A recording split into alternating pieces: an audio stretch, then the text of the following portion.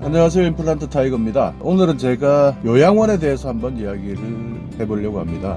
이제 우리 나이가 되면 여러 가지 대소사들을 많이 겪게 됩니다. 그리고 나한테도 이제 이런 일이 언젠가는 오겠지만은 이렇게 빨리 찾아올지에 대해서 걱정했었던 부분도 이제 찾아오기 시작하는 그런 나이가 돼가는 것 같습니다. 그러니까 인생이라는 것은 결혼을 하고 아이를 낳고 또 그 아이가 성장해 가는 과정을 보면서 우리가 또 어떻게 보면 무심하게 지켜봐왔던 부모님들께서는 우리가 이만큼 나이가 들면서 당신들도 이제 그만큼 나이가 들어 버리셨다는 것도 이제 알게 되는 그런 나이죠.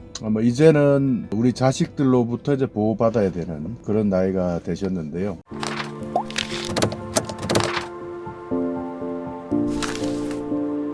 저는 참 이 치매라는 병을 앓고 있는 그 아버지가 계시는데, 이 치매라는 것이 물론 본인도 그만큼 힘든 질병이긴 하지만요, 또 치매가 가지고 있는 그 질병의 특성상 또 주위 사람들을 더 마음 아프게 하고, 특히 같이 살아야 하는 가족이죠. 지금 아버지 어머니께서는 두 분이서 이제 살고 계시는데요, 그 두 분이서 사시다 보면 이 질병을 가지고 있는 아버지도 아버지지만 같이 케어를 하시고 또 돌보고 계셨던 어머니께서도 건강이 많이 악화된다 하는 것들을 제가 느끼고 있었는데요. 그런데도 이 부부라는 것이 한 사람을 요양원에 보낸다 또는 한 사람을 시설에 보낸다 하는 것이 사실 쉬운 결정이 아닙니다. 그렇기 때문에 어떻게 보면 치매라는 질병에 대한 이해를 잘못하다 보면요, 시기를 놓쳐서 차라리 빨리 그런 시설이라든지 요양기관을 통해서 치료를 할 수 있는 기회를 놓치는 그런 경우들도 있고, 또 가족 전체가 치매 환자 때문에 많이 힘들어하는 그런 경우들도 많이 일어나고 있는 것이 현실이죠.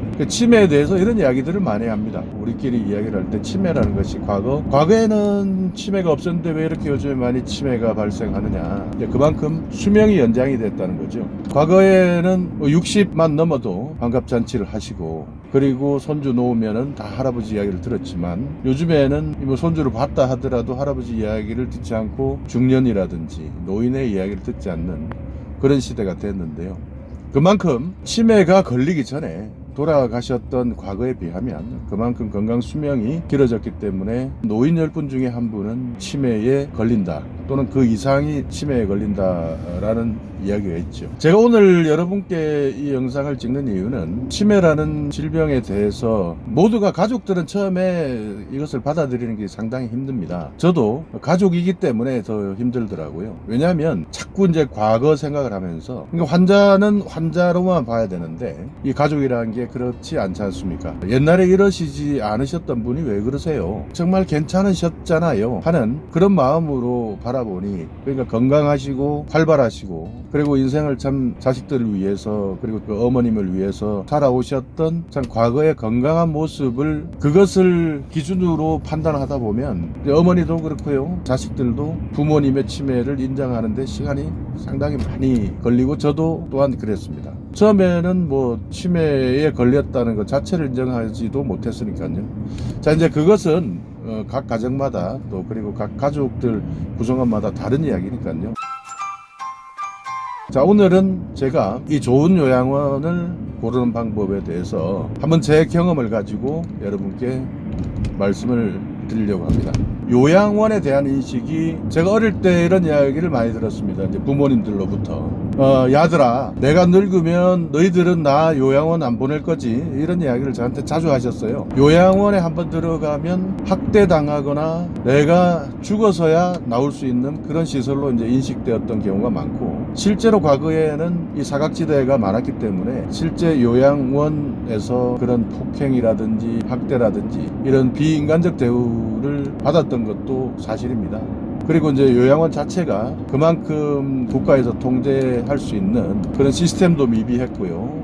그리고 인식 자체도 노인 질환이라는 것을 노망이라든지 이런 식으로 우리가 불러왔던 것도 사실입니다. 요양원을 갈 수 있는 자격은 등급이 나와야지 되는 겁니다. 그러니까 노인성 질환으로 1등급 또는 2등급을 받거나 아니면 치매라든지 이런 3등급에서부터 5등급 질환을 받으신 분들 중에서 시설에 입소할 수 있는 시설 등급을 인정을 받으신 분들이 요양원에 갈 수가 있는데요. 국가에서 인정하고 있는 장기 요양기관 같은 경우에는 거의 비용은 비슷하더라고요. 그래서 여러분께서도 갑자기 어느 순간 갑자기 요양원을 보내야 하는 그런 상황이 오면 일단은 요양원을 보낼 것이냐 요양원을 보내지 않을 것이냐라는 그런 결정을 가족들끼리 하는 데 있어서 상당히 어려움을 겪습니다. 근데 그런 부분은 제가 볼 때는 이 요양원에 대한 인식도요, 과거의 요양원, 우리가 인식했던 부모님들이 나쁘게 인식하고 있던 그런 요양원은 일단 아니다. 좋은 요양원을 고르게 되면요, 그것은 저는 요양원이라 부르지 않고 가족 대행업이라고 부르고 싶어요. 지금 상황에서 요양원을 여러분께서 고를 때는 첫 번째는 제 기준으로 말씀드리는 겁니다.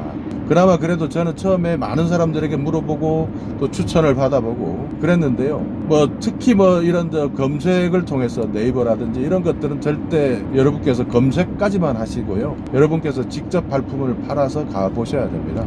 검색해가지고는 안 되고요. 검색을 해서 이제 실제 가보니까 참 어떤 요양원은 산속에 있긴 해요. 공기 좋다 이런 이야기들을 많이 나름대로 블로그라든지 이런 데 설명을 해놨는데요. 공기는 좋을지는 몰라도 접근성이 너무 떨어집니다. 그러니까 우리가 가는데도 불편해요. 그러면 자주 찾아뵐 수 있는 환경이 안 되는 것이고, 또 어른들은 우리와 달리 적막강산, 너무 적적해 보인다라는 생각 때문에 너무 외지로 있는 요양원에 대해서는 추천을 하지 않고 제 스스로도 가봤을 때도요, 추천하기 힘들다는 그런 생각이 들었습니다. 다니다 보면 이 공장지대 중간에 요양원이 있는 곳도 있습니다. 전화로 상담을 해보니까 저희들 보고는요, 그냥 가만히 계시고 어디에 있는지만 말씀해 주시면 자기들이 직접 와서 모시고 간다는데, 제가 안 가보고 혹시나 전화로 그렇게 해서 알아봤다면 참 2번 고생을 시킬 뻔했다 하는 그런 생각이 드는 그런 곳에 위치한 요양원들도 많더라고요. 그래서 가급적 저는 부모님이 살고 계시는 지역에서 약 한 10분 거리, 그러니까 택시로 한 10분 거리 가보니까 이제 거기는 요양타운이라 그러나요?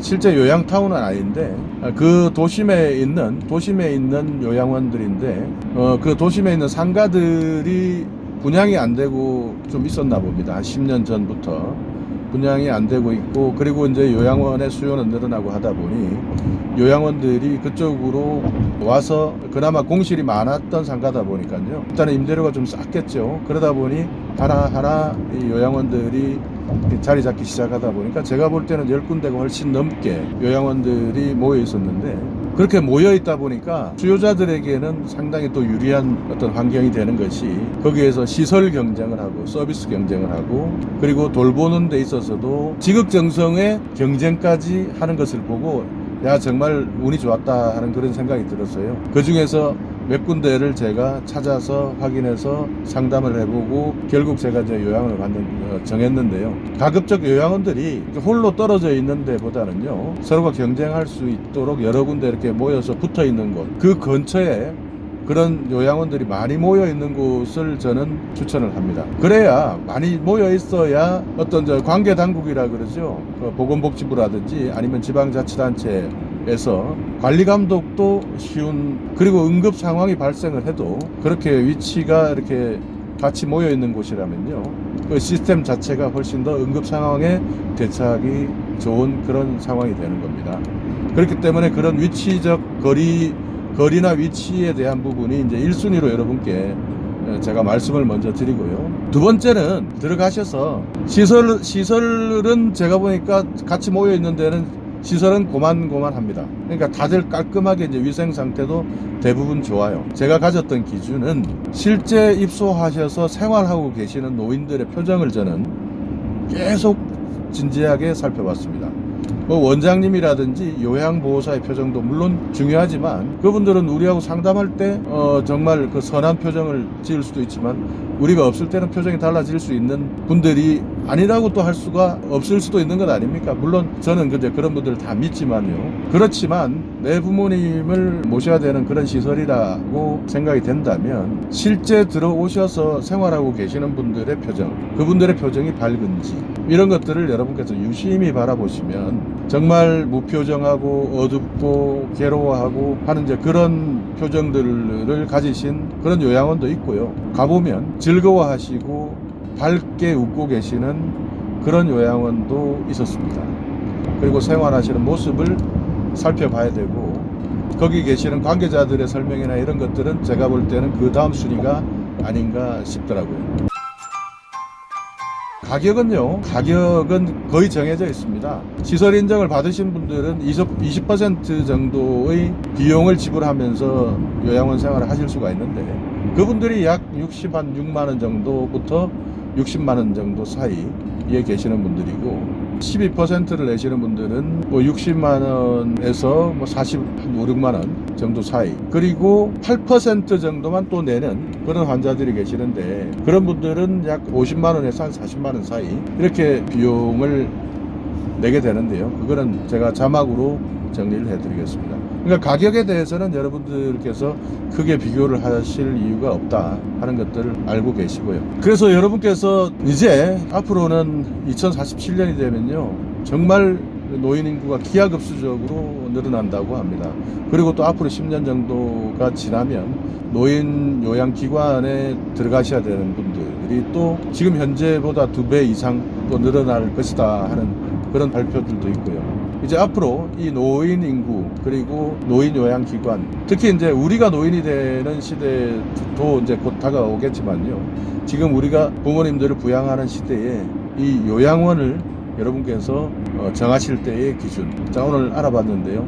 첫 번째는 거리와 그리고 하나는 표정이다. 나머지 뭐 중간에 그런 말씀 많이 하죠.